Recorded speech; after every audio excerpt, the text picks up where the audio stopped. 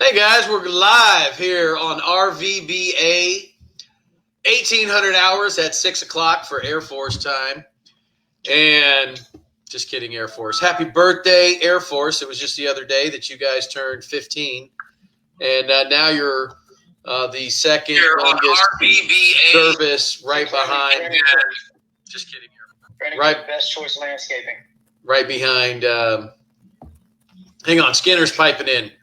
Hey, we always start these things off with a shout to our members. We are very blessed to have a great networking group of veteran and patriot-owned businesses. And if you don't know about the Rockwall Veterans Business Alliance, it's a Rockwall Chamber of Commerce affiliate.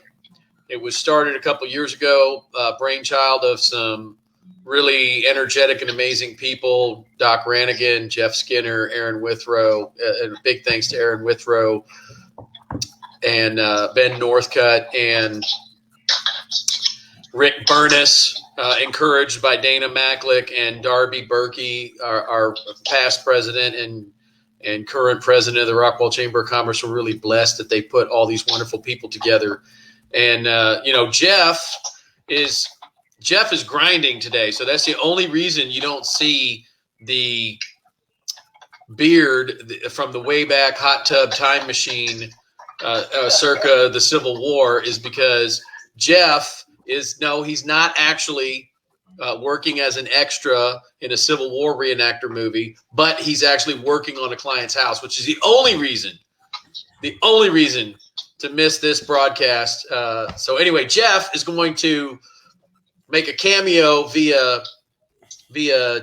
Skype or telephone or something, and we're going to try to make a shout out to our member recognition moment. So Jeff, without further ado, take it away.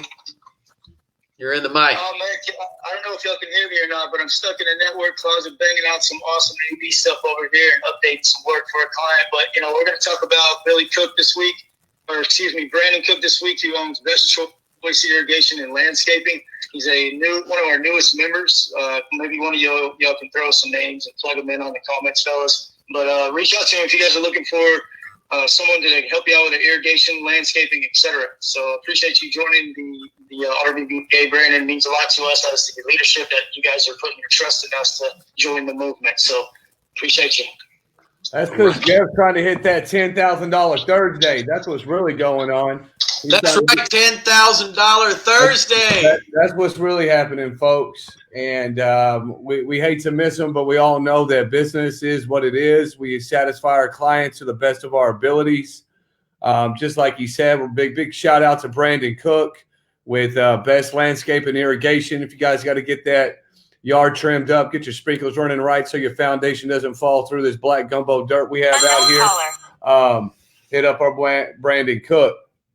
At any rate, we're going to kick this party off tonight live and fierce and tons of energy with me and KC. You guys can't handle the truth today. We're discussing the brutal facts of business. We're discussing having a disciplined culture in your business, and we're going to understand how technology is affecting us in our business. So before we get going, Casey, how's your week going, brother?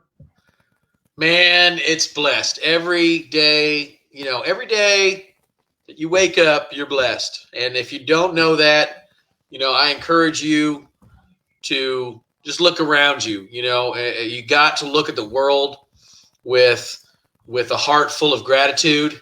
And, it's been a challenging week. No doubt about it. I've been in trial more days this week than I have in many weeks, but literally back to back to back, not the same case, trial, day. And, you could look at that two ways, like, man, what a grind, and just be beat down by it. Or, look at it with the truth that that's a blessing to be able to do that, to serve this community. We missed Jeff tonight, but Jeff has a golden opportunity. Yes, this is something he looks forward to every week. Getting on the boards with the crew, talking about some truth, but now he's got an opportunity to, standing in a network closet when it's probably 100 degrees in there, wiring up something 6 o'clock at night. He'd probably rather be eating a hamburger, French fries, sitting here on this dialogue with me and you, Doc. But, that's a blessing, and you got to look at it that way. And that's one of the truths that we're going to be talking about tonight, is that having that grateful heart, right? So thanks for asking. How about you? How's $10,000 Thursday going on your end, brother? Man, I can't complain. We're wrapping up a shop that we just went and partnered with All Care Comfort AC here in Rockwall, the old Wood Creek Brewery. I can't wait to begin hosting those our RVBA meetings there. We got a great space. Our vision for the Veterans Business Alliance is huge, and I can't wait to showcase it. I'm so freaking excited, you can't imagine. We're literally about a week out before we're opening up the doors and having a big welcoming party to get this party started. We're ready to do some big things for the Rockwall veterans and for all veterans and patriots alike. So today we're discussing you can't handle the truth, and that falls line in line with lawyers. You know what I mean? We always got to base a lot of our businesses on facts and honesty and truth with our clients, with our vendors, with our suppliers, with whomever we're dealing with, even with our spouses. So I'd like to take a moment and just dive in a little bit about what it takes to have a successful marriage and a successful business. KC himself, his law firm is Ashmore and Ashmore. That means he's partnered up with his wife. And that means he's got to take some of his work life home with his personal life home. And that can definitely get difficult. And I know, being a business owner for over the last 10, 11 years, that we've bumped heads, me and my old lady. But I can tell you one thing is that if your spouse is not on board and supporting you 100% and you grow in your business will suffer. And that's a hard pill to swallow. That's something real difficult that we have to acknowledge as business owners. So help me understand, Casey, how has being married and your spouse being your business partner, I mean, how have you seen those ups and downs and those waves affect you, not only in growth, but it hindered you, affected you, made you better, made you worse, and kind of gotten through all of that?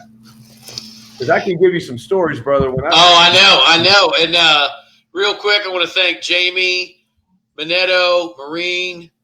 You're showing up here again.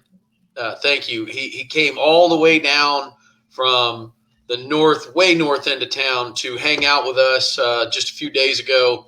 And it was super cool guy, does commercial insurance, prospective RVBA member, but, just definitely fits right in with this, business owner, patriot. So he's a first responder, a former first responder, now retired Marine, and just all around good guy. And now is growing his private business. So Jamie, thanks for showing back up again. But Doc, back to what you were saying. When you're talking about handling the truth, and we all love that Tom Cruise, Jack Nicholson movie, and the very famous line where, you can't handle the truth. Here's the deal, man. You and your spouse, one of the things the Bible teaches us is that you and your spouse are supposed to cleave to each other. And that means especially when it means to the resources and the finances that come into the house, that are going to be a great deal of either the blessings and at the same time some of the greatest stress in a marriage. You've got to be completely transparent with each other about how that is going and work through those brutal problems. In this book, there's a formula within this book, and each one of these subject matters we're talking about is, look, this is what was like a 15 to 17 year study of highly successful companies, but don't have to be highly successful to create a culture of the culture of talking about things and allowing the truth to be heard. And that means that, in 19 years of marriage, just kidding, hadn't been that long, but sometimes it feels like it. But in 11 years of marriage, your your spouse and you have to be brutally honest with where things are going in the business, where they're good. And that's the easy stuff. I'm a good news guy, right? I am a good news guy. I don't like the bad news. Nobody likes being the head chopper, right? I'd rather hire an office manager than have to go, hey, look, here's your pink slip, kid. That is a low point in any leader's life, right? But you've got to be brutally honest about that. And another thing is, your spouse has to be brutally honest with you about the things that you do great in a company, right? Hey, I see you just going down this road, Doc. Now, I know she's not up on the roof with you anymore, handing you shingles like it was back in the day, right?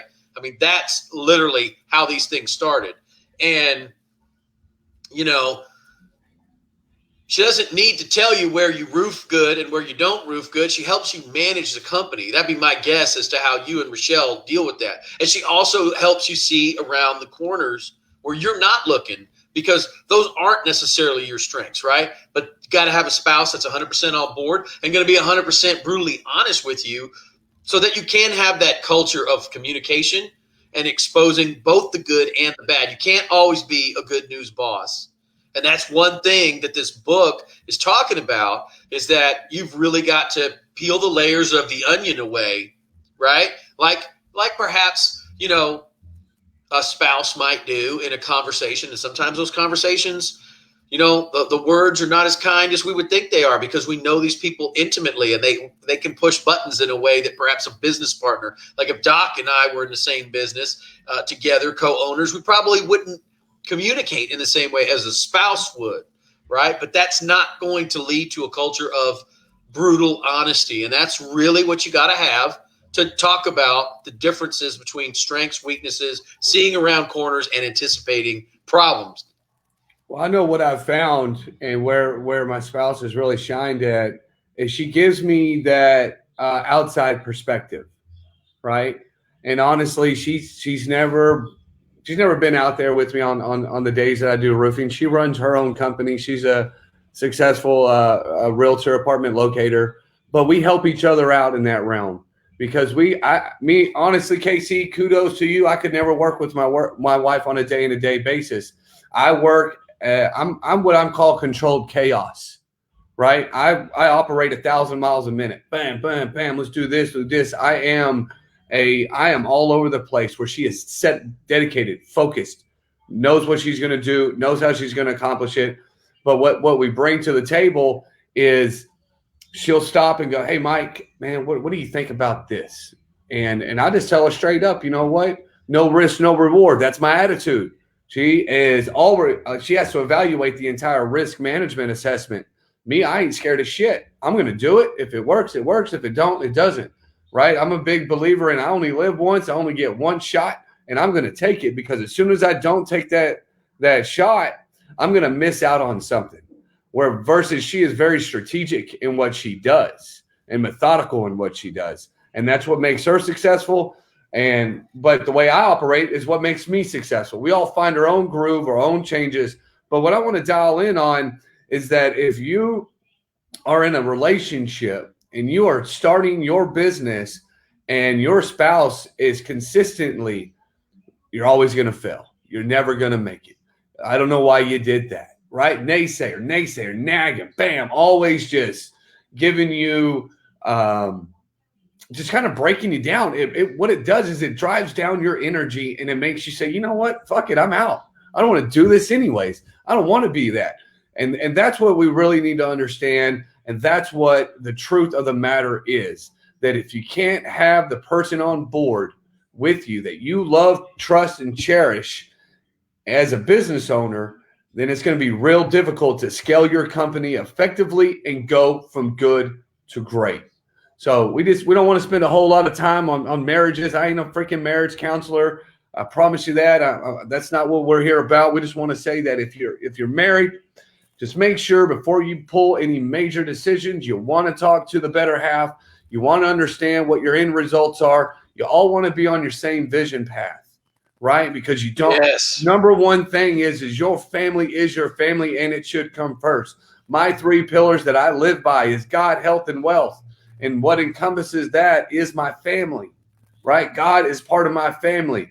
faith is part of my family. I have to have that as my core value so that I know that the relationships that I build are going to be based on the same values that I have with inside my family that I can bring to my clients. Would you agree to that? I absolutely agree to that. And, I love that.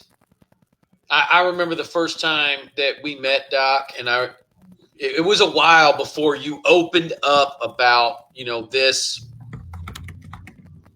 As would you call it your esprit de corps? Would you call it one of your core values? It's certainly the foundation of your personality, but God, health, and wealth. And I've observed that dedication to those things and how that's all wrapped up in your family over the years. And it's really damn impressive. And it's also very inspirational, but it also goes right back to what you just said a moment ago. And I think it's worth touching on is that there are going to be people in your life who are not going to be supportive of your aspirations and dreams. That is going to happen. And those are people that you need to limit their ability. And if they're married to you or related to you, and I'm not saying don't call grandma, right? I am not saying don't call grandma or your aunt or whoever might be, because their warnings, that timidity, that fear that they're expressing to you, Bobby, part of that truth is they don't want to see you fail and they don't want you hurt, right? They want to protect you from the grandness of your dreams. But if your dreams are that big, the only thing standing between you and those dreams is the space between your ears, right? If those aspirations are unshakable, you got to go for it. You got to go for it. And that's right. You're absolutely right, Doc. You got to have the right. And this is kind of something we talked about in one of the earlier parts of this. You got to surround yourself with the right people on the bus, and limit the negativity of, even if they're coming from a place of love, they're trying to, they think they are trying to help you, leading with a servant's heart. I don't want to see my younger brother, Mike, hurt if this business or that business venture doesn't work out, yada, yada, yada. Doesn't mean that they're trying to hold you back. They're trying to protect you out of love, but that's not the right, they're not the right team, not the right mindset, not the right people on the bus. And that's not a truth that you want to allow to enter into your one. It's not a truth unless you allow it to be, right? Do you want God, health, and wealth, and afraid to fail? Like, one, it doesn't even rhyme. So that's out of here, right? And then two, that's not the right foot forward, So again, culture of truth means, yes, you need to hear that people are afraid to see you fail. That's okay that they're afraid for you. But, the difference between a disaster and an adventure is your attitude. So fix your attitude and don't be afraid to fail. Be afraid of the shot you didn't take. Because when you look back on your life, and I'm a few chapters ahead of you for sure, Doc, and probably everyone else listening, I'm going to say the things that I didn't do are the ones that I look back on. Those are the truths that I look back on and go, man, I wish I'd have done that. I wish I'd have taken that trip, or I wish I'd have taken that 3-point shot that I was open for in that game. Doesn't matter what it was, right? I wish I'd have sunk that 30-foot putt, but I was too afraid to miss, so I didn't even try. Those are the things you're going to look back and regret, not the lessons you learned by making a run at it. That's true. Isn't that what they say? You miss 100% of the shots you don't take. You do. That's been said by everybody. Pete Maravich, so Michael Jordan. You name it. You miss 100% of the shots that you don't take. And so, as a lawyer, you understand that truth is based on facts. Right. Right. There's no other way around it. You can't get around the truth without the facts backing up what was said. And so, again, we really just want to dive in to be honest with yourself inside of your business so that you have a clear direction of where you want to end up in business.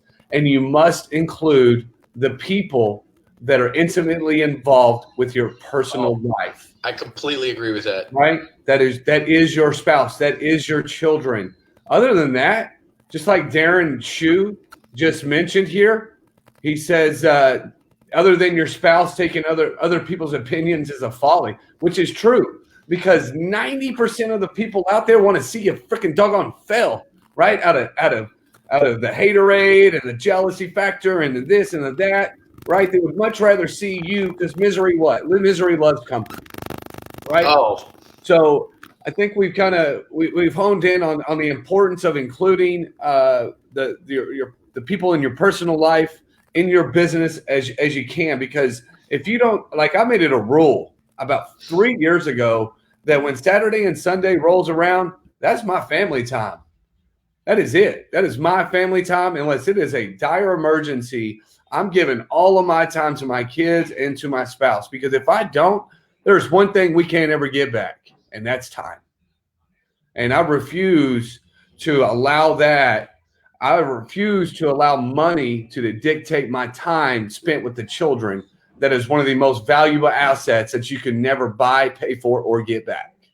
So we have to continue to remember that, keep our brain sharp, and understand that. Yeah.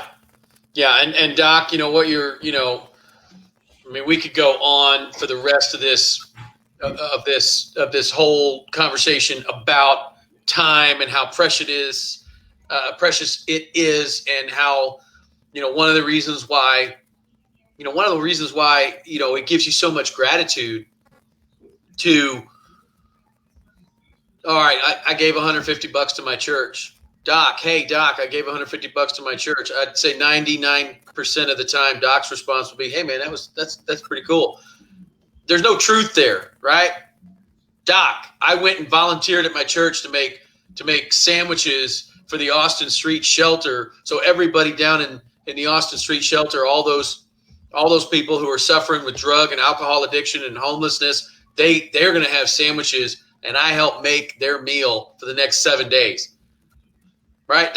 There's some truth in that, right? And the reason why that's valued more than the clams you opened up your wallet, and that's great to be generous. I mean, it is. It's one of the reasons we all do this, is because, I want, like a lot of people, I want to be able to give back to I can't pay back the people who helped me get here, right? They didn't owe me nothing, right? Judge Barbara Hervey, Judge Elizabeth Ray, my first boss, out of high school, my first boss in the United States Coast Guard, my first supervising petty officer. I can't pay those people back.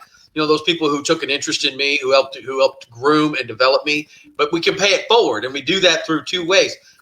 Being a giver financially and of your time. And there's a lot of truth to giving of your time, but there's also a lot of truth into protecting that time. And I'm like you, Doc, and I don't want to get too far afield, but I learned that you're absolutely right, especially when you're a small business owner and you're scaling a business. And Doc, you're a 3-time small business owner, right? You and Rochelle, because y'all have Doc's Residential Roofing, you have Rochelle's Apartment Finders, and you have a mobile drug testing, right? So you guys have a lot of different hats that you have to wear Monday through Friday, and then you got to take those hats off so you can be soccer mom, soccer dad, and then Saturday and Sunday you got to have that precious time that you need to protect, because you got to put family. I mean, a truth to that is, having all the dollars and all the success doesn't matter if a home isn't a home, because there's nothing one truth to all of this is we all know how priceless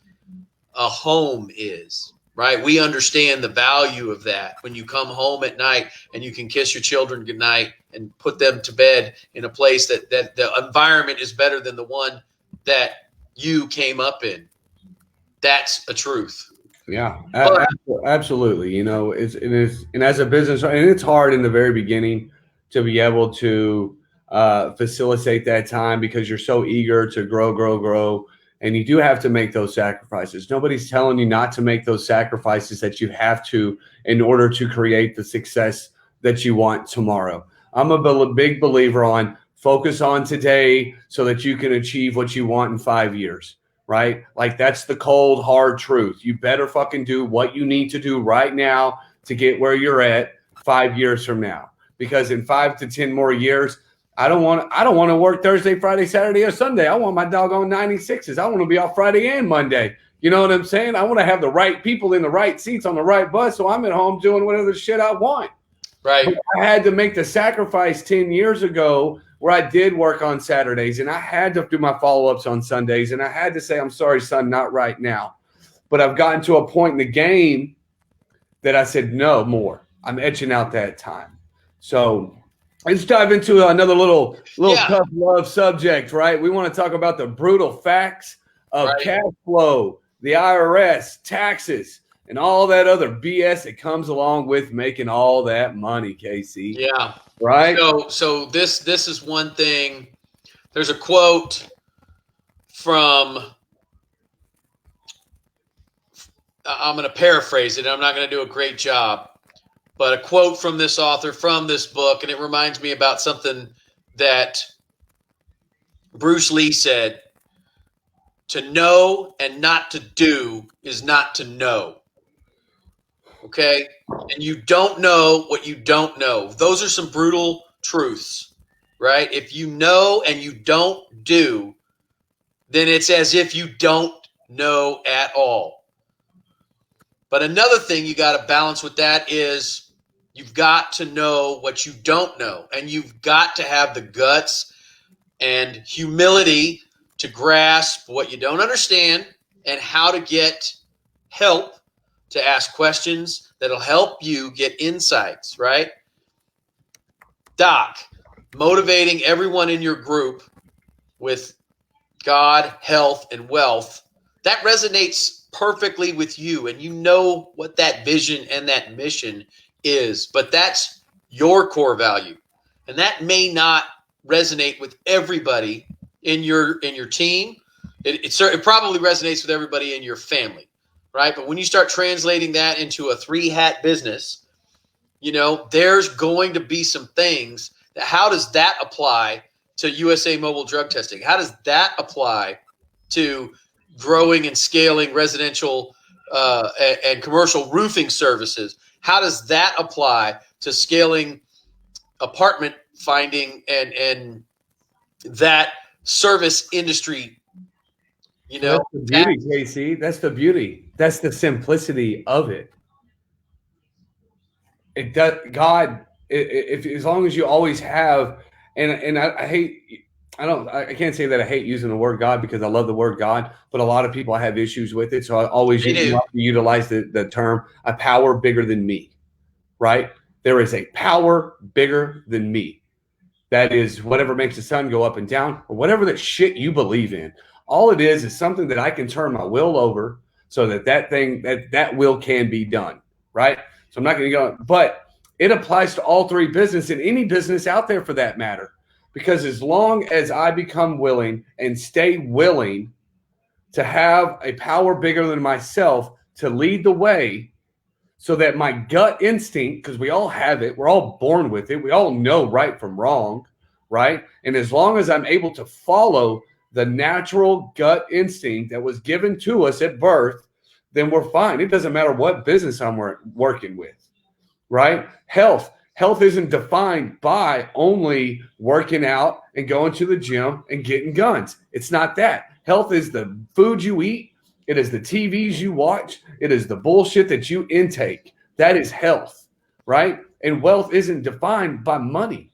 Wealth it has a lot to do with money, but wealth is defined by the relationships that you've built, right? Wealth is defined by the people you keep in your inner circles, right? Those are all wealthy things. Wealth is also contributed to the good habits that you've created throughout your life. All of those are very wealthy attributes. So I hate the fact when people hear it, they think, oh man, he's talking about that religious guy.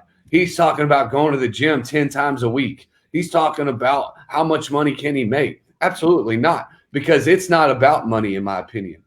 The success of money will follow as long as you become willing to allow your natural subconscious mind to lead you in the right direction.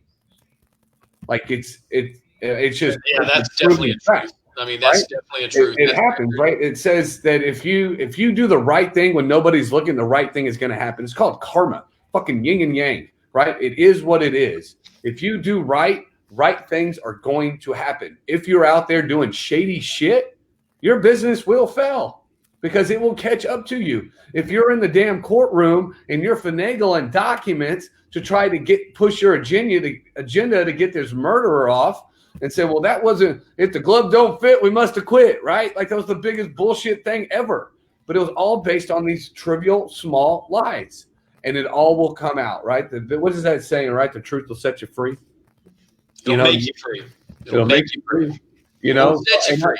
And trust me, man. Trust me. Like, hands down, I've had to take a deep dive into myself and become honest with me on the inside so that I can be honest with others on the outside. Oh, I love it. It's absolutely right, man. You have to have humility and you have to look inside. That is a truth. There is a book, and maybe we ought to talk about it in more detail, but it's called Can't Hurt Me by David Goggins. He's a ultra runner. He's running, I don't know how many 24-hour marathons where, you like they drop you off in Hawaii and you run for 24 hours through the jungle. It's crazy. But, one of the things that book and this book have in common is peeling back the layers, having the humility to expose yourself. And at the same time, if you're, how does that apply to business? Well, that's exactly what these good to great companies did, right? Kroger, Walgreens, Wells Fargo before the fraud investigation, these companies that really scaled up and they figured out what they were doing. They got real with themselves. They looked at their own BS on a deep level and were like, why do we have a corporate golf course? What the heck do we need? How does that benefit our shareholders and our customers? Why do we have a Learjet? Why can't our guys fly commercial? Even if it's commercial, first class, no extra leg room. Second class, no extra leg room, right? They don't need a corporate Learjet. They got rid of it. Bank of America didn't.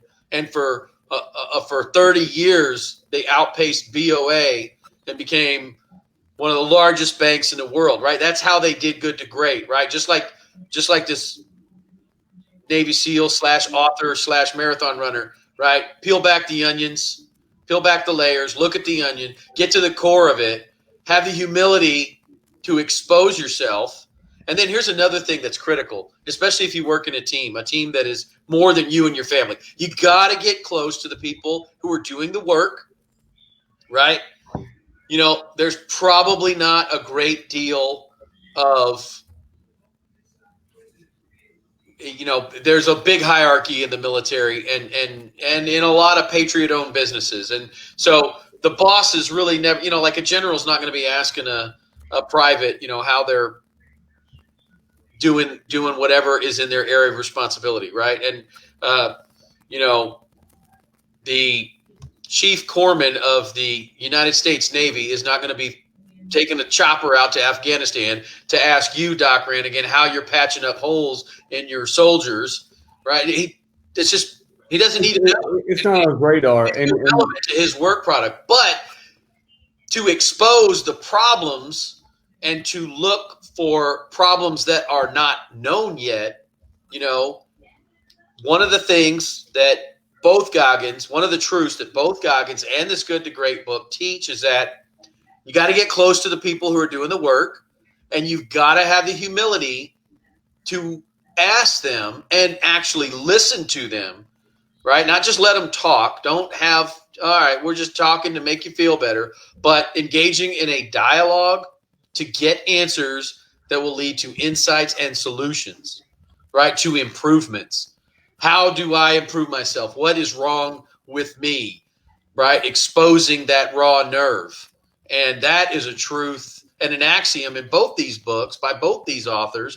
And they both say that it translates into any size business to help you scale it up. You got to get close to the people who are doing the work, and you need to know what they think isn't or isn't perfect, can be perfected, can be improved. And you got to be willing to listen to that and not just dismissive, like, well, I'm the boss. So it's God, health, and wealth, and it's my way or the highway, right? Like Mr. Fields back in the 8th grade. Ashmore, it's my highway. Put your nose on the blackboard. Go bust them dry erasers. Yeah, that's what you had to do.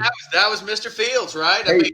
And to put this a little bit into perspective and kind of hone in and put in, I'm a Barney style this shit for a little bit for some of you guys out there, right? I like to dumb it down for people like me. It's hard to compete with this with the genius. You know what I mean? I'm having some time, right? So what we want to do is we want to conduct an autopsy without blame, right? We want to take an honest look at the decisions the company makes versus blaming someone or something for the outcome. And as a great leader, that is exactly what we have to do as an owner in a business, is we have to take a step back, take the 100-yard look and say, okay, guys, these 3 things happened. Nobody's at fault. We need to figure out why these 3 things happened, work backwards, and make sure they don't happen again. And we don't have to lead with the answer. We lead with the questions. To become great, we need to be willing to ask the tough questions. We don't always have to solve problems all the time. That's not our job, right? We need to be able to lead with profound questions to our team so that the team can give the leaders back the input that we need to make us great. Because we can only see so much with our vision, right? With our blinders on.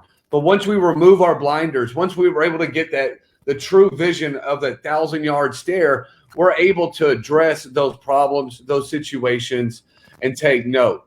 And a great way to do that is to engage in a dialogue with your people. Create a friendly a debate. Don't coerce your employees to go down one route, right? No. I think that's a complete. Only do this, and this, right? I want an open debate. I want a dialogue. I want to talk about what your thoughts are, what your vision looks like, and what path do you think we can go around, right? And that's what makes a company great, is when a company becomes willing to take the feedback of their employees, utilize constructive criticism, implement those critical thinking skills so that you can really dive into the real big issues to go from good to great. Because that's what we want to be, fellas. We want to be fucking legends. Yeah. Yeah, and I'll tell you something. When I first went into a private company, there was post-mortem meetings. You know, in the Air Force, I think they call them hot washes. We're in the legal profession. We call it a post-mort because that's what they do when they pick up a cadaver, right? You know, they cut it up and they figure out what killed it. And so it's so funny because when the television show first came out, The Apprentice, and you'd see all these people who are trying to keep the immunity idol and not get voted off the island. And they're all like, oh, it's Doc's fault. No, it's Ashmore's fault. No, it's Withrow. It's this guy. Everybody's doing this, right? No, nobody's like, I got to own this, right? No, nobody wants to be like, you know what, man, I overprescribed the methadone, and that, you know what, AD. EOD is my fault. You can't overprescribe methadone. You can't OD on methadone. Well, I know. I'm making a joke. But you know, at the end of the day, there was some an office banter that I don't know if y'all remember the term barnstorming, but in the corporate world, the post-mort meeting, at least in the legal profession, was called blame storming. Right? You get 10 eggheads in a conference room, the big boss would come in and it'd just be like, well, who fucked this up? Right? And it's 30 minutes of down on bended knee, getting a full whiff of ass, blame storming someone else for what went wrong with this situation. Right? And that's a brutal truth of leadership is that's not an effective autopsy. That's like walking in and going, it's God, health, and wealth. Does everybody understand that? Okay, get to work. They don't understand that. You have to let them have a dialogue with you about how they're going to apply that. You got to get close to their work. You got to understand what their work is like on a day-to-day basis. and you got to listen to them. And if you're talking about an autopsy or a post-mort, right, you got to understand and create a culture where people are good. I'm not talking about like a suggestion box. I'm talking about a round table where you're going to evaluate all the decisions in your decision tree. And in lawsuits, there's a lot of decisions. I tell people lawsuits, I tell them all the time, it's like a football game, right? When the lawsuit's filed, somebody has kicked off. If you're the defendant, you receive. You have an option, right? You can go make a first down or you can punt. You can do a few things, but you really only need to focus on the next set of downs. You don't have to figure out how to win the Super Bowl on when you first receive, but you got to start making some decisions. And sometimes those decisions lead to results that you're not entirely happy with your clients. And a lot of that has to do with the facts of the case. In fact, I'd say 99% or more. The first lawyer I ever did any work for told me good facts win cases. And that's like a lot of situations, right? Doc, you get on a house, right? Roof's been neglected for 20 years. It's got all kinds of decking and water damage. Yeah, you might have bid it out, but then when you peel the layers of that onion off, right, you didn't realize that every bit of decking is completely just knackered up. You got to get rid of all of it. And then now you have to do a change order request to an already dissatisfied. They don't want to spend money anyway, right? Yeah. They don't want to pay any higher deductible. And now you got to come back and tell them like all your decking is rotten and it's not windproof. And we just got to do all this beef up and it's going to increase cost by 20%. They're not going to be happy because that means their deductible payment went up, blah, blah, blah, right? So you got to post-mort that decision tree and you got to listen to your people, You got to have an open, honest dialogue and let them give you feedback and not just go like Mr. Fields, Brannigan, it's my way or the highway, because nobody responds to Mr. Fields. No, and I have come across some of those situations, right?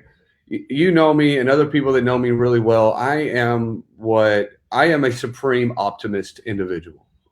I can always find a silver lining in almost anything out there, right? I'm not the guy that looks at a glass that's half empty or half full. I'm just thankful there's something in the glass, right? And so as a business owner, as a leader, we always need to institute positive thinking and faith, right?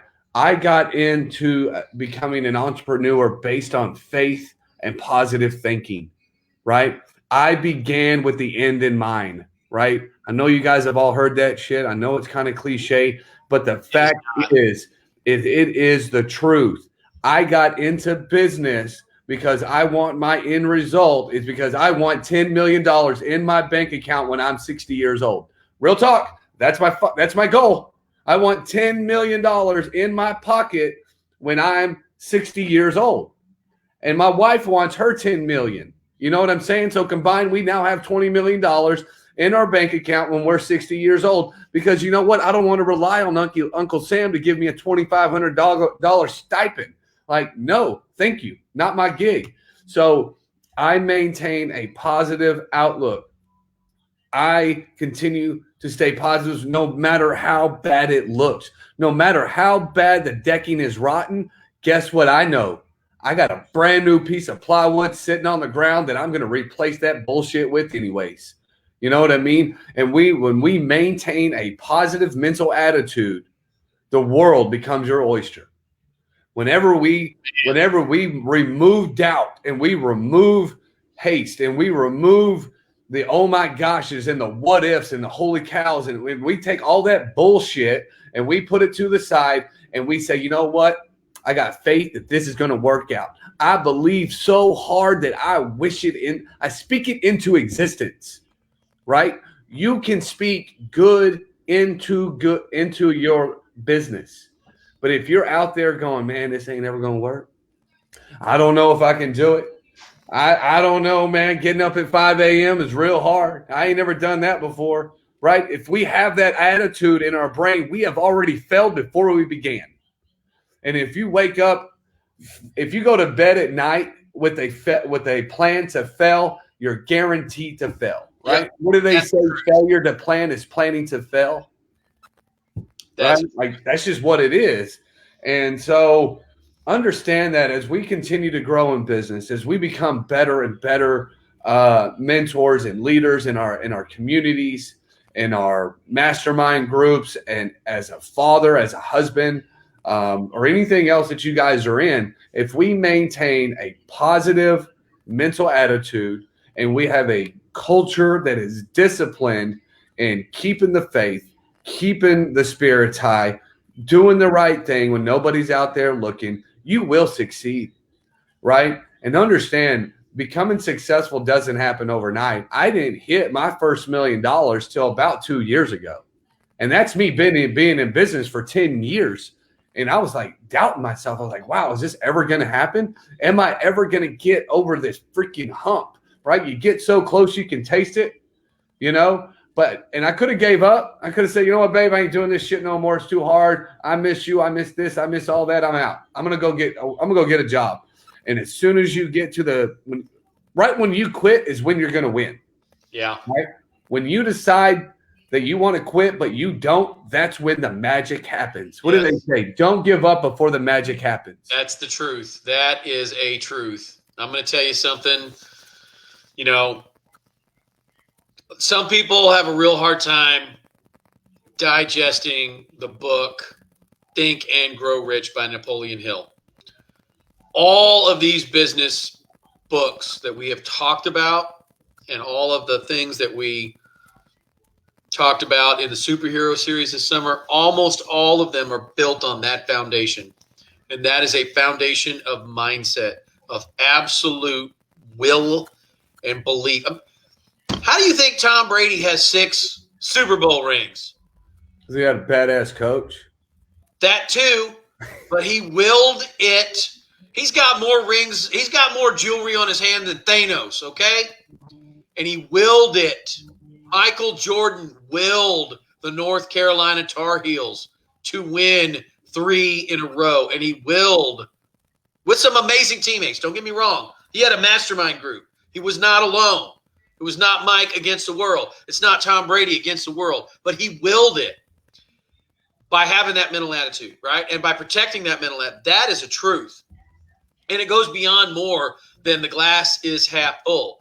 You know, just like that, your glass can get knocked over, man. You're at the top of your game. You just ridden 3,000 miles through the toughest country in the Americas. And some bonehead who happens to be a friend of yours makes a U-turn in front of you 40 miles from the airport and breaks your damn back, right? What are you going to do? Get your mindset right, right? The difference between an adventure and a disaster is your mindset. You know, 100%. That's me 6 months ago, right? Top of my game. Doing what I love to do, right? Hustle. Grind, take care of my family, ride motorcycles around the world. My buddy Ramon, a little bit tired, cold, foggy morning, on the phone. I don't know why he's on the phone in South America on a motorcycle on a dirt road, but he was. Boom. Broken back, right? Was that the end? No, that was the beginning, right? And mindset is everything. And it can't just be a mindset of, oh, gosh, I hope nothing bad happens to me. It has to be one that I am going to conquer, right? I'm going to be better than the man I was yesterday. And I'm going to be 10 times better than the man I was the day before yesterday, right? Because the only competition you're in is you. But the other thing about, you know, these truths that we're talking about is that you got to protect that mindset, but you got to feed it, you know.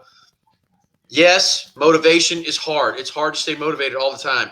Not many people can go to the gym and grind at the gym like Doc does. I mean, that's dang impressive, dude. And, you know, we're getting there. I'm just letting you know the back will be there any minute. I'll be benching what you're benching. You better start. I'm going to set my game up. You better start eating your weed, Doc. That's all I'm going to say. I better set my game up. I got it. That's some truth there. But no, but seriously, you got to do more than just, gosh, I hope nothing bad's going to happen. You've got to have that mindset that not only will nothing bad happen, but you will absolutely succeed. You are going to will it, just like Tom Brady willed himself a ring of Thanos, or Mike Jordan willed himself 3 back-to-back championships in 2 different leagues in less than 12 years. That's the kind of willpower it takes, where you know that your positive mental attitude is just solid. And you got to feed it another truth to this. And we're getting a little away from the good to great, but this is a core part of all of these foundations in business, whether it's what Mr. David Goggins was writing about, and You Can't Hurt Me, about what, we were talking about the superhero series, this foundation of my mindset is sacrosanct, and I will feed it every day with fuel to keep me going. Right. And whether that fuel be the Wheaties that Mike's going to need when I outbench him in a month or two, or whether that fuel is, the Bible study that you do, you read the passage before and the passage after, and then you read the passage in the middle. So you understand it. It doesn't matter what that fuel is, but you like Zig Ziglar's. I love Zig, right? Motivation is like deodorant. We recommend you apply it daily. I bombard myself with motivational truths. One of them is I reaffirm my goals daily. And I know a lot of people think I'm nuts for that, but whatever. I like being nuts. I got a vision board, and actually that was something that Doc inspired me to do, right? He was talking to me on a New Year's Day about what we're going to do for the RVBA coming up, blah, blah, blah, blah, blah. And he was like, well, I got my vision board out for the next year. And I was like, well, I don't have a vision board, man. So I felt like I was talking to Mr. Fields. Ashmore, get a vision board. It's Fields Way or the highway. So I got me a vision board, and that's over here on the wall, and I look at that every day, right? And then I got the accountability mirror, and you just got to bombard I got coffee cups that say, go forth and live the life that you have imagined. Henry David Thoreau's most famous quote when he was on Walden Pond and he was contemplating how to be one of the most successful writers in American history. And that thought came in his mind, and it has been galvanized in the minds of Americans ever since. And that's a mindset truth. Anyway, sorry for the rant. No, you're spot on. And what you're doing there, Casey, and what I've done and what many other successful businesses out there have done is we've embedded these tools into our subconscious mindset. We have created a healthy habit which allows us to do great things without us thinking about it, right? I don't have to wake up and go, damn, what am I going to do great today, right? I have already trained over the last 5, 6, 7, 8, 9 years of creating healthy habits of reading 10 to 15 pages of a motivational book or a meditation book.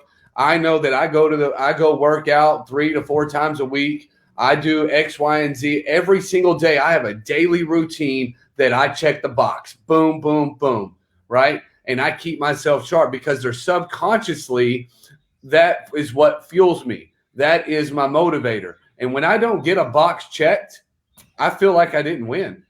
Right? I'm like, whoa, why do I feel this way? And I go back and I look at my I call it my STD list, right? Which is a shit to do list. Oh, okay. I was going to say, you don't have an STD list, you better get one. As a Navy corpsman, hey, we got acronyms all over the place, okay? Don't even worry about it. So if you don't have an STD list, you better get one, right? You got to get your shit to do list. And if you have those, that is also an accountability technique that I utilize because I'm a hard guy to hold accountable, right? I don't want anybody to try to hold me accountable. Like I have to hold myself accountable because at the end of the day, I have to look at myself in the mirror every single day. And if I'm not proud of the man that I was today, then it's going to affect my overall positive thinking mindset. It's going to affect my overall willpower to do the same thing and become better tomorrow, right? So we have to keep these things, your vision board, your coffee mug that says, you're the best damn lawyer, right? That's it. Better call better than your Google search. Yeah, it's I promise right? that. Right on your damn mirror. You're good looking because a lot of people have a self-image problem.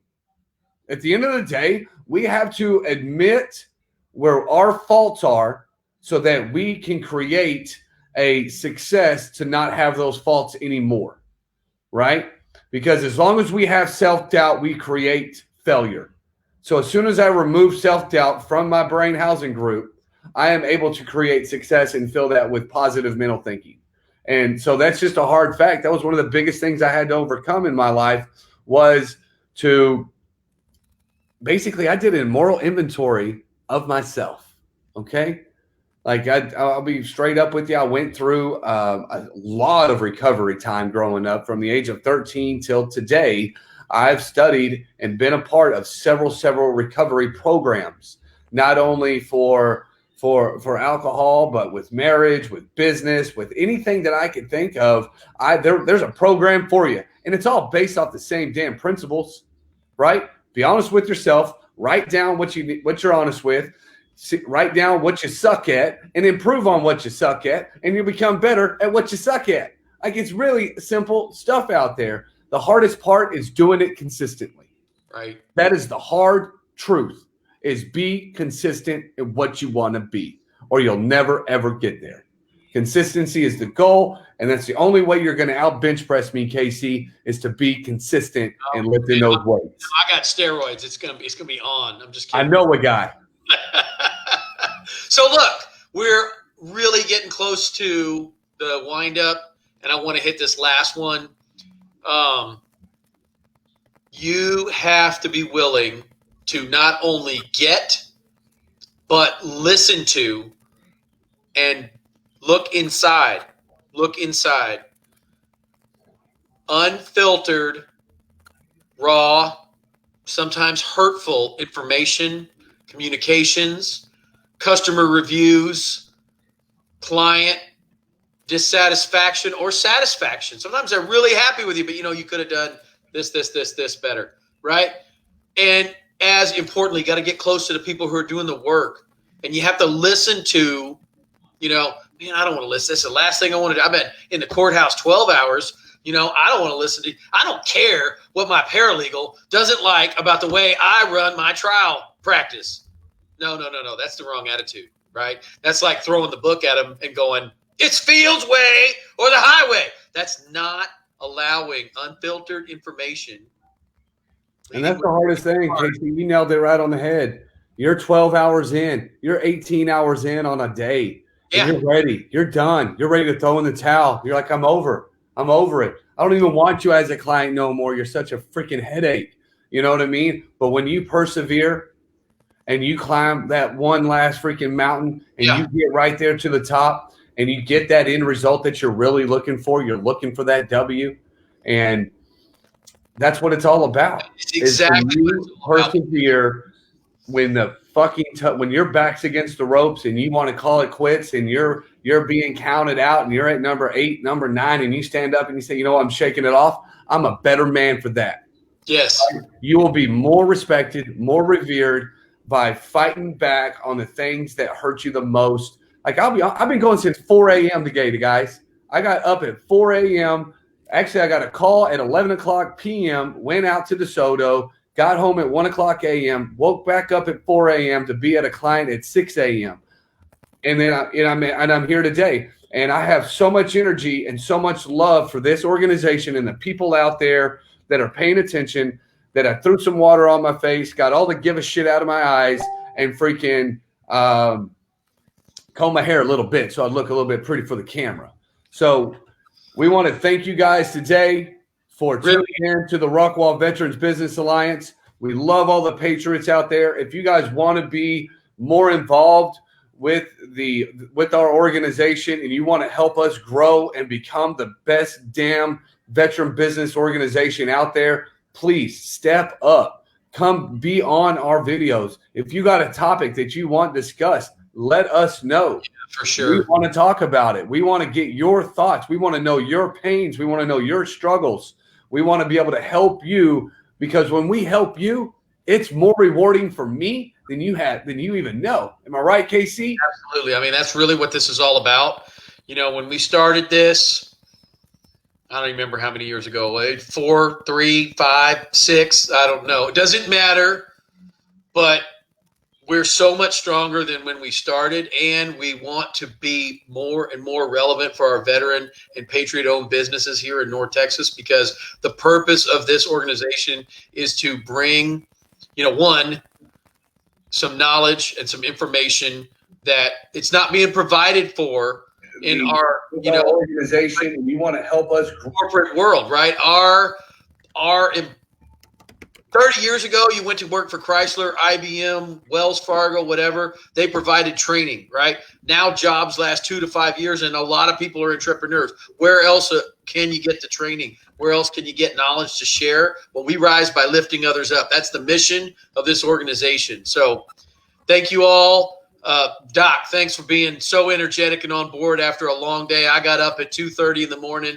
I've been cranking all day. I love this. Brandon Cook, best landscape and irrigation. Thanks for being a patriot, veteran-owned business participant. Thanks for being on or at least watching this evening. And thanks everybody else who joined in. And like Doc said, reach out to one of us, Facebook, social media, whatever it does. I'm on all the platforms except for like TikTok and Snapchat because I'm just not hip enough for that stuff. But reach out to us and get involved. My kid keeps telling me I keep calling it Snapcat, and that's wrong. So I don't know. I said, well, then I can't be a part of it. If it's not Snapcat, then I don't want to do it. Right on, dude. Right. I'm getting out of here. You guys have a great evening. We look forward to next Thursday. Stay tuned. KC, love you, brother. Brother. Kick ass and go forth and do great things. You got it. I'll see y'all. Have a great Friday. Yep.